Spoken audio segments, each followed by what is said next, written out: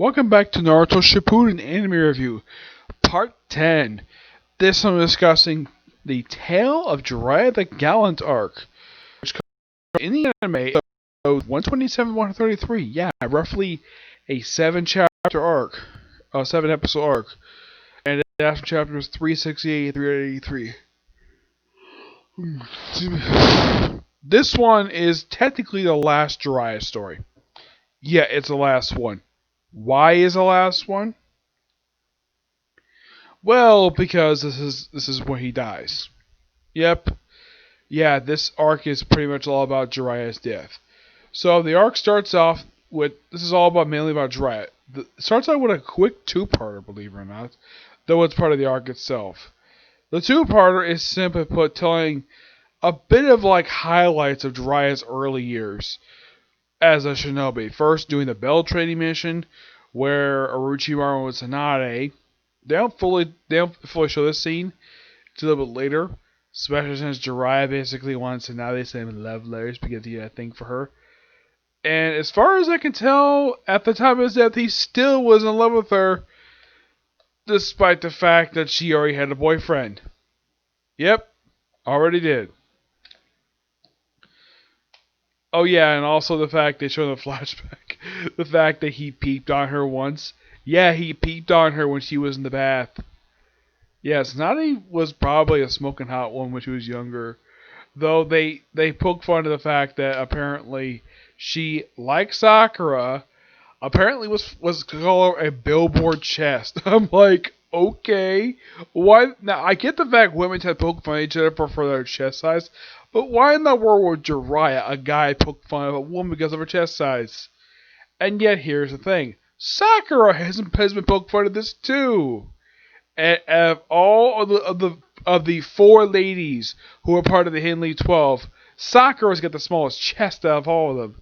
The biggest probably gets gotta go to Hinata. Yeah, they mentioned this in a prelude to Road Ninja movie. Yep, and then they have it's where, well, after he got tied to a post, they show that the third Hokage was basically showing the summon jutsu. He's like, I want to be someone with that. Nope, that's mine. So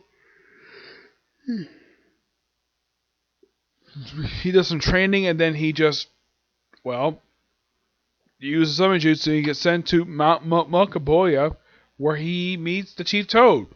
Yep, the Chief Toad, who, after talking to him, is like, "Oh, you're here." Yeah, the two elders, not the great giant elder. Nope, this is the elders, the two smaller frogs. Oh, it was prophesied you'd be here. He's like, what? Someone foretold my arrival? Yep, and it's a little bit later after doing some practicing with going to Sage mode, which, by the way, they showed Naruto doing the same thing a little bit later. Well, apparently he would come here in between missions and other training he would do with his own team. Which, okay, that kind of does make sense, and that could explain why it took him a while to develop the Sage mode compared to Naruto. They don't show him going into Sage mode until toward the end of this very arc. And then, of course, he's prophesied that he'd become a great writer, which that is indeed true. He becomes a successful writer. They're writing a bunch of perverted books, a trilogy of books that Kakashi is a big fan of. So, he needs to go find a child prophecy, the one to be his personal apprentice. He meets various other shinobi in his travels. He kills one shinobi who he battles one who he slices his forehead. By the way, this guy is voiced by Todd Heppercorn. Yep, Todd Heppercorn, which I think this makes the first character in. I think this is one of like two characters in the whole franchise that Heppercorn himself does voice. Because it seems as though Patrick still does his voice in a few other characters aside from Jugo. But yeah, this is basically one of those characters that Heppercorn voices. You could also say this could be the first series that I've heard his English voicing, but at the time, when I watched these episodes, I was watching them subbed. Reason being, because Hulu stopped, because at the time I ran out of dub episodes, and I didn't have a website to access to all the rest of the dub episodes, but now I do. Excuse me. So then we cut to present day, which, by the way, they actually have him go to the rain village in the third episode, where he just goes to be a frog. Yep, frog. Excuse me. The way I look at the hidden rain village and the fact it's always raining, it kind of reminds me of Seattle a bit, where it rains a lot there too. Now, in case you're curious, though, have I ever been to Seattle? No. But I would probably say that the Hidden Rain Village is loosely inspired by Seattle, but I don't know if it is or not. I know it's not a different name in the manga. It's like an Alex Sakura, I think it's called. But out for a village in the rank, because that's what the English dub refers to this village as. Mostly put it's an industrial city is what the Hidden Rain Village is. And it's explained by one of the people that Jiraiya meets in the city that apparently Pain is the one who controls the rain through some mighty jutsu. How the heck is that impossible is never explained in the series.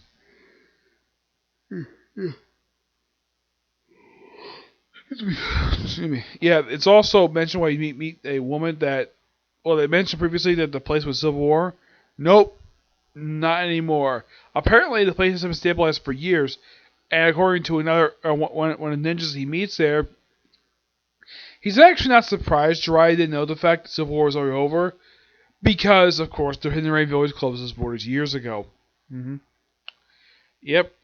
So, he kind of, in a way, tortures a couple getting who act like rogue ninja because they got those slash mark ninja headbands. So he takes one of them and possesses the one guy. The other one he sends up a Hidden Rain Village, basically. And that particular plot thread we picked up at the start of the Pain arc, which comes after 2 arcs after this one. You can kind of say with this particular arc that this arc pretty much sets out the Pain Assault arc. That's all this arc mainly does. Oh yeah, and also as it mentioned, the Pain single-handedly conquered this village and became its leader. And supposedly, Hanzo the Salamander disappeared. At this point in the series, they didn't really say what happened to him. Nope. It's actually not explained till later of what the heck happened to Hanzo. Because they show him in flashback, and then all of a sudden he disappears. Yeah.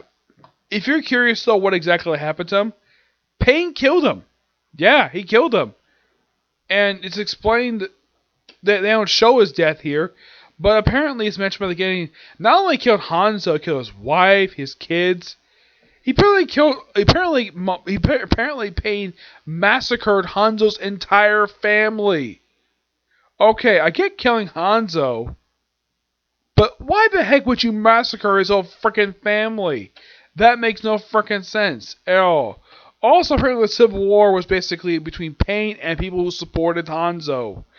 And the thing is, despite the fact Jiraiya didn't like Hanzo very much, he clearly respected him. Because Jiraiya mentioned that Hanzo was known to the shinobi world. People know who he is. Well, he was anyways. So, he meets up with the Lady Angel, who turns out to be Conan. Yeah, they show in the flashback of him meeting Conan, Yagano, and Nagato, and trains him in ninjutsu. Well, he doesn't train him at first. He takes care of him, and then he trains ninjutsu after Nagato activates as Renegon. Yeah, this is actually the first time you actually... Well, this is the first time I've heard by name. If you watch the series, you see Pain, whenever he shows up in the series, he has his particular eyes are like that. Oh yes, and they even show off his special abilities. Not all of them per se, it's just they show up some of them. Like the fact that he has more than one body he controls. Yes, where the heck Nagato was in during all this? They don't show him in actual present day content until the Pain Assault. So when Jiraiya meets up with who the Lady Angel is like, "Oh hi Conan. Man, you become a smoking hot woman." It's almost like he didn't say that he wanted to have sex with her. Like, okay, I get the fact he's probably controlling himself because even though he's a pervert, he's probably controlling himself to make sure he doesn't have the instinct to have sex with his former student. Even he knows not to do that at all. He prefers women basically close to his age, not somebody he practically raised as a daughter. Yeah, he noted that she became a smoking hot woman, and he was right. She's a beautiful woman. Though where her lip piercing came from, here's kind of the strange thing comes about Conan. Her. Okay, she apparently can use paper jutsu. Okay, what type of jutsu this is never actually. Apparently, she turned into paper.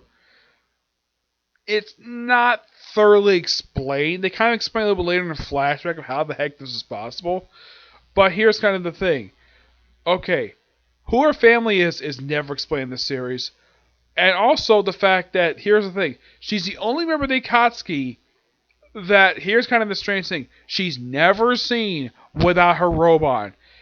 And the thing is, she apparently, from what I read online, and from what I vaguely remember when they show briefly what's underneath that outfit, she apparently wears a blue robe. Yes, she wears a blue robe. Yeah, as for, like, what this robe looks like, no idea.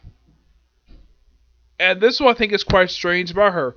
We never see exactly what her outfit is. At least Pain we do, but not frickin' Conan. Yes, also, what the heck she been up to, that kind of was explained between, like, when Jiraiya left them and when Jiraiya made a present. It's kind of explained later on in a flashback.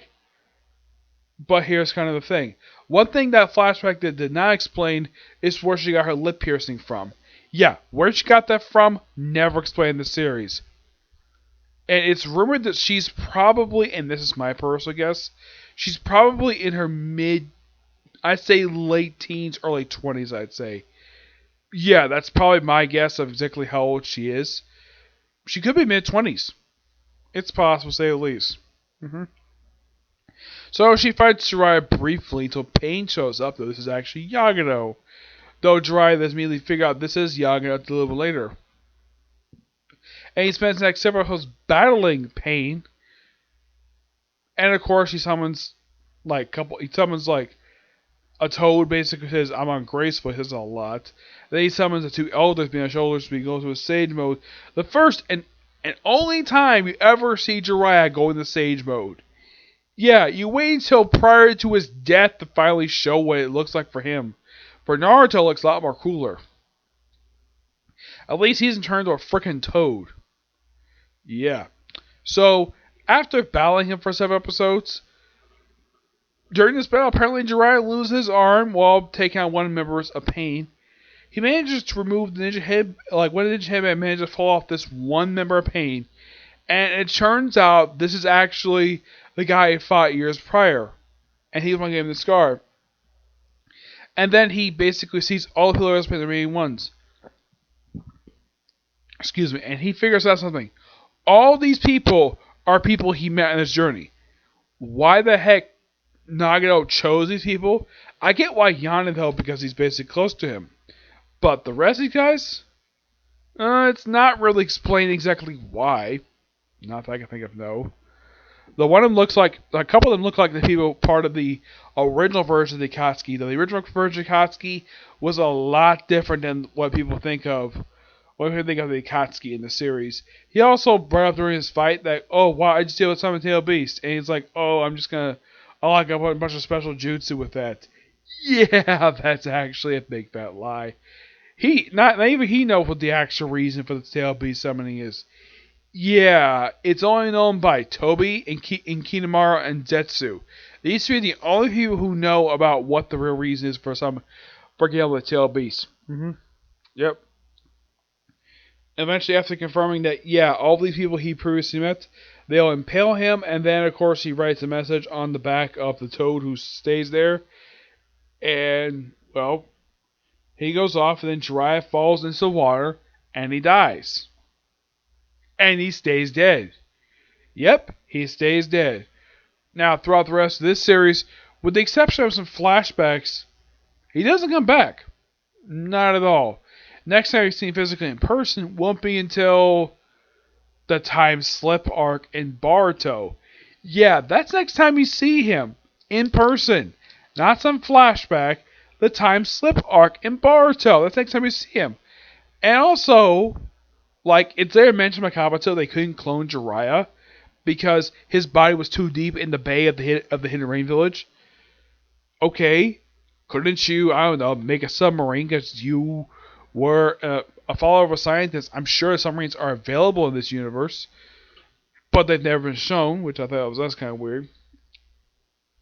Though they later confirmed in the current arc that one member of Sakara is a clone of Jiraiya, though how he got the DNA has never been explained. Yep.